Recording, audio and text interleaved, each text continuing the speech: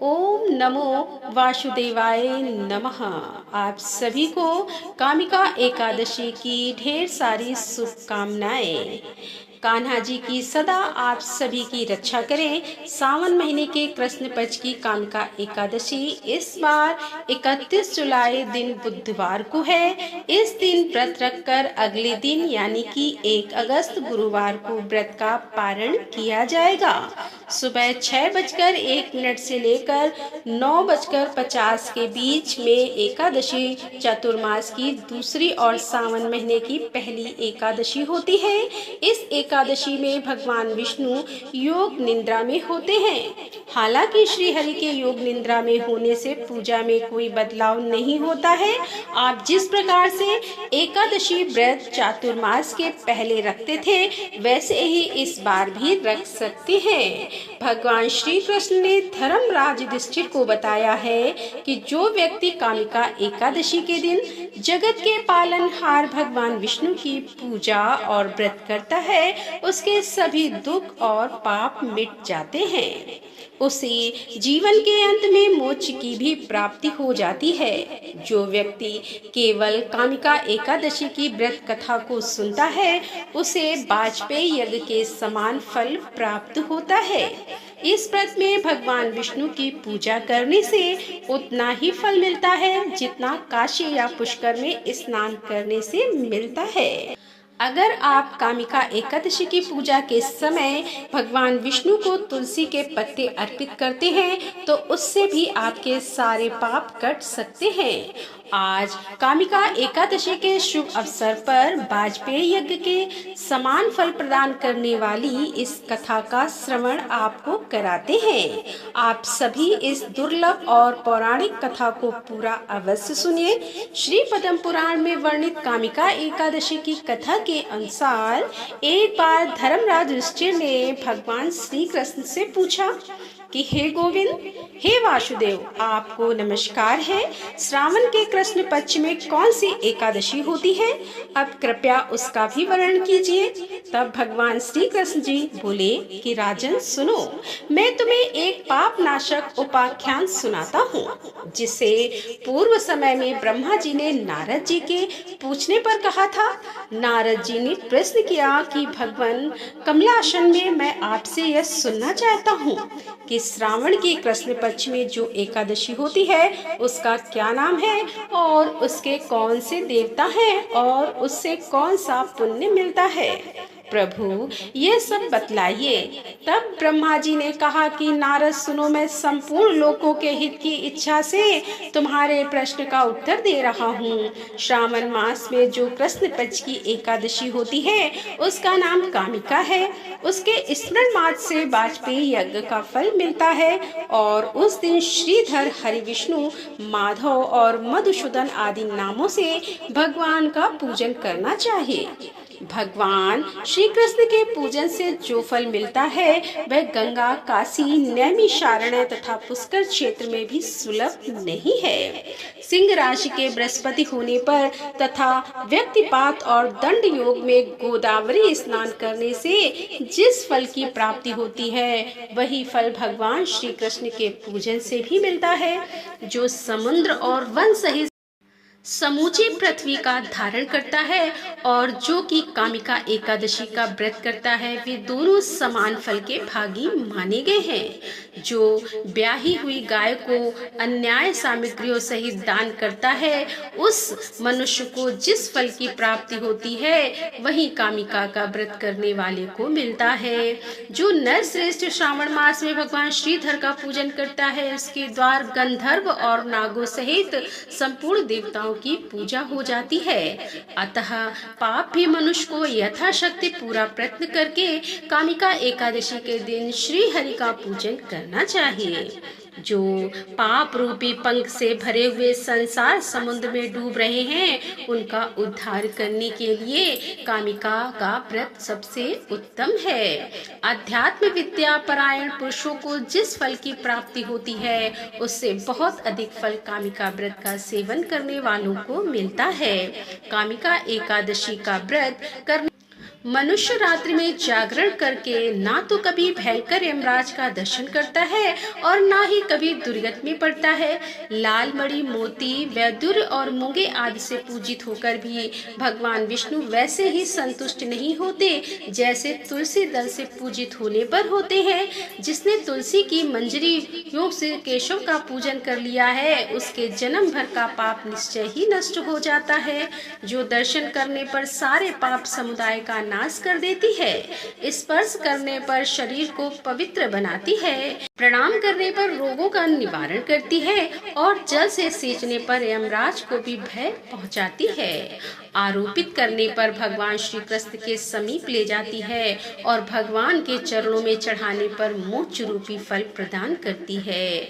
उस तुलसी देवी को नमस्कार है जो मनुष्य एकादशी को दिन रात दीपदान करता है। उसके पुण्य की संख्या स्वयं चित्रगुप्त महाराज भी नहीं जानते।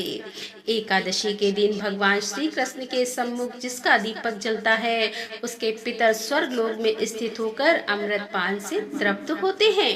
घी अथवा तिल के तेल से भगवान के सामने दीपक जलाकर मनुष्य देह त्यागने के बाद करोड़ों दीपों से पूजित होकर स्वर्ग लोक में जाता है। भगवान श्री कृष्ण जी कहते हैं कि हे युधिष्ठिर, ये तुम्हारे सामने मैंने कामिका एकादशी का महिमा का वर्णन किया है। कामिका सब पाप को हरने वाली है, अतः मनुष्य को इसका व्रत अवश्य करना चाहिए। यह स्वर्ग लोक तथा महान पुण्य फल प्रदान करने वाली है। जो मनुष्य श्रद्धा के साथ इसका महात्म्य श्रवण करता है वह सब पापों से मुक्त होकर श्री विष्णु लोक में जाता है। अब सुनिए कामिका एकादशी की एक और कथा।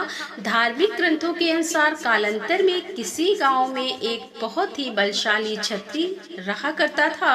उसे अपने बल पर बहुत गर्व था। हालांकि वह धर्मपरायण था, नित्य प्रतिदिन जगत के पालनहार श्री विष्णु की पूजा उपासना करता था।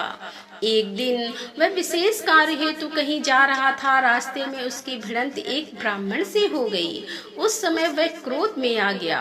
ब्राह्मण व्यक्ति उसे कुछ समझाता उससे पहले ही वह ब्राह्मण से हाथापाई करने लगा।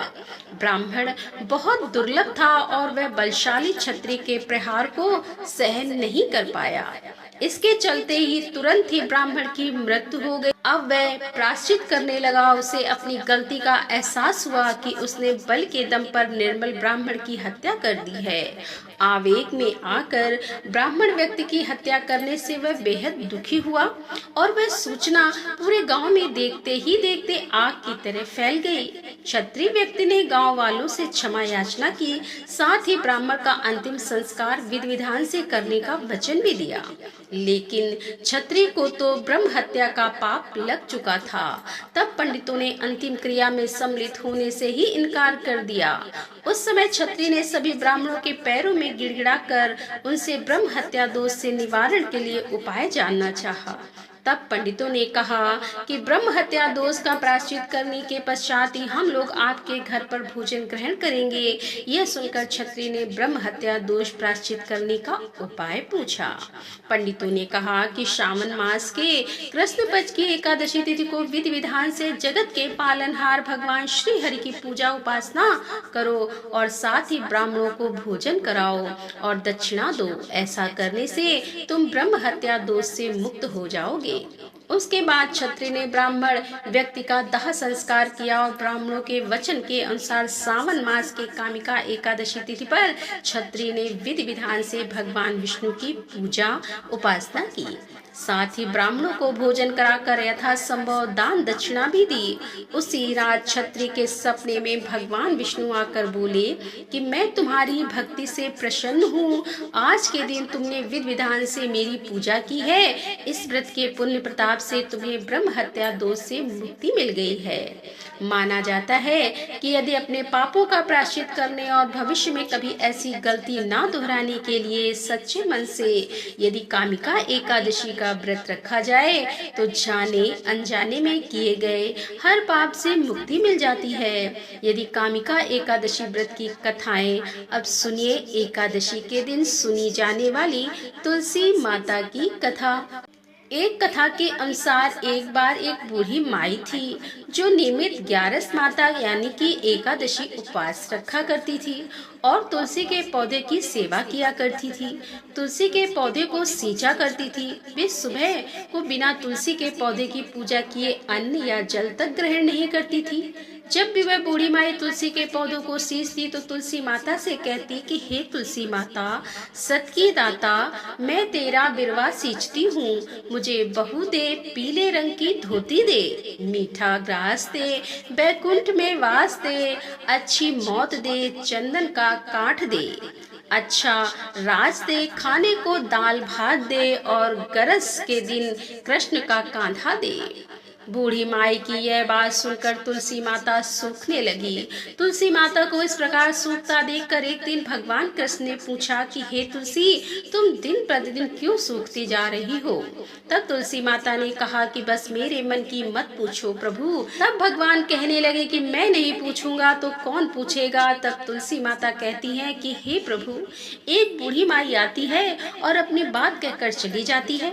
मैं उनकी सारी बातें तो पूरी कर दूंगी, लेकिन कृष्ण का कांधा कहाँ से लाऊंगी? तब भगवान श्री कृष्ण बोले कि वह बूढ़ी माई मरेगी तो मैं अपने आप ही कांधा देने आ जाऊंगा। तुम बूढ़ी माई से यह बात कह देना। और इसके कुछ समय बाद वह बूढ़ी माई मर गई। बूढ़ी के मरने पर सारा गांव इकट्ठा हो गया और उनका अंतिम संस्कार समय आने पर जब उन्हें उठाने लगे तब तो वह बहुत भारी हो गई, जिससे वह किसी से उठाए ना उठ सकी।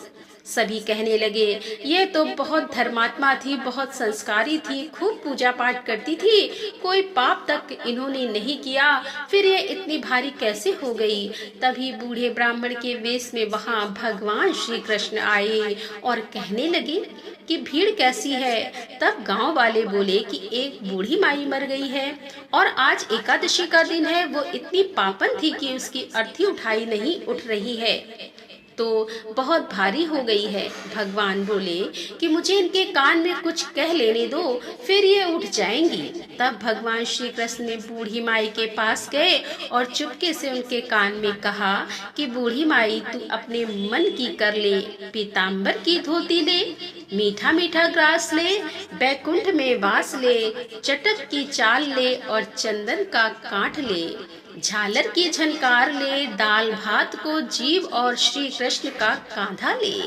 भगवान श्री कृष्ण की सारी बातें सुनकर बूढ़ी माई तो हल्की हो गई। तब भगवान कृष्ण उन्हें अपने कांधे पर लेकर गए। इस प्रकार बूढ़ी माई को मुक्ति मिल गई और वह बैकुंठ लोक को चली गई। हे तुलसी माते, जैसे आपने उन बूढ़ी माई को मुक्ति दी, ऐसे ही सभी को मुक्ति देना। जैसे भगवान कृष्ण ने उन्हें कांधा दिया, वैसे ही हम सबको भी देना। प्रेम से बोले श्री कृष्ण भगवान की जय, तुलसी माता की जय। तो दोस्तों, कैसी लगी आज की ये कथा? यदि कथा पसंद आई हो तो वीडियो को लाइक करें, शेयर करें और हमारे चैनल पर यदि आप पहली बार आ रहे हैं तो हमारे चैनल को सब्सक्राइब कर लें। तो दोस्तों, मिलते हैं अगले वीडियो के साथ। तब तक के लिए राधे राधे, जय श्री कृष्णा, हर हर महादेव, जय भोलेनाथ की।